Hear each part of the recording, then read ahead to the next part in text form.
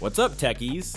In today's video, I'll show you how to get Adobe Photoshop for free on your PC or Mac computer. First, click the link in the description below this video to head over to Adobe's official website.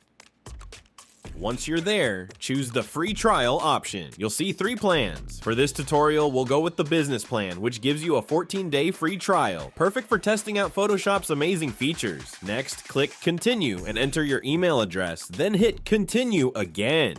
You'll then need to fill out a quick form with your personal details and payment information.